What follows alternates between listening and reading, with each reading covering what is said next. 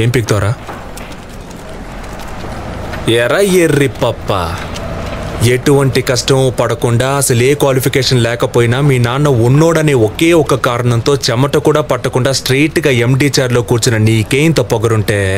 అమ్మ నాన్న తిప్పలు పడి స్కూల్ ఫీజు కడితే ఎల్కేజీ నుంచి 10th క్లాస్ వరకు కష్టపడి చదివి పాస్ అయ్యి ఇంటర్లో ఈజీగా ఉన్న గ్రూప్లన్నీ వదిలేసి ఎంపీసీ చదివితేనే ఇంజనీర్ అవ్వగలమని చెప్తే కష్టమైన అదే గ్రూప్ సెలెక్ట్ చేసుకుని ఫిజిక్స్కి ఒక ట్యూషన్, కెమిస్ట్రీకి ఒక ట్యూషన్, మ్యాథ్స్కి ఒక ట్యూషన్ అని రోడ్లు పట్టుకు తిరిగి ఆ ఫీజు కట్టాలి ఈ ఫీజు కట్టాలని అమ్మా నాన్నల్ని హింస పెట్టి బోర్డ్ ఎగ్జామ్లో పాస్ అవడానికి ఫ్లాస్క్లో టీ పెట్టుకుని రాత్రంతా చదివి అలారం పెట్టుకుని పొద్దున్నే లేచి మళ్ళీ చదివి తీరా పాస్ అయ్యాక ఎంసెట్లో ర్యాంక్ రాకపోతే లాంగ్ టర్మ్ కోచింగ్ తీసుకుని అప్పటికీ సరైన ర్యాంక్ రాక అమ్మ నగలు తాకట్టు పెట్టి మేనేజ్మెంట్ కోటాలో సీట్ సంపాదించి తెలుగు మీడియం నుంచి వచ్చిన నాకు ఇంగ్లీష్ అర్థం కాక ఫస్ట్ ఇయర్ నుంచి 4th ఇయర్ దాకా ఉన్న అరియర్స్ అన్ని 4th ఇయర్ లో ఒకేసారి క్లియర్ చేసి ఈ సొసైటీలోకి వస్తే ఈ జనమంతా నన్ను ఉద్యోగులేని ఎదవా అని నీచంగా మాట్లాడుతున్న లెక్క చేయక ఉద్యోగం కోసం ఆ ఆఫీసు ఈ ఆఫీస్ అని పిచ్చ కుక్కల 4 ఏళ్లుగా తిరుగుతున్న నన్ను ఎందుకు పనికిరావు తిండి దండగా అని మా నాన్న తిడుతుంటే ఒక్కో మెతుకు గొంతులో దిగక ముళ్ళులా గుచ్చుకుంటుంటే మింగలేక కక్కలేక చస్తూ బతుకుతున్న నాకు ఎవరో ఓ మహానుభావుడు మంచి మనసుతో అవకాశం ఇస్తే దాన్ని కూడా లాగేసుకోవాలని చూస్తున్న నీలాంటి బేవర్స్ గాడిని ఎదిరించి ఈ రోజు నీ ముందు నుంచి మాట్లాడుతున్న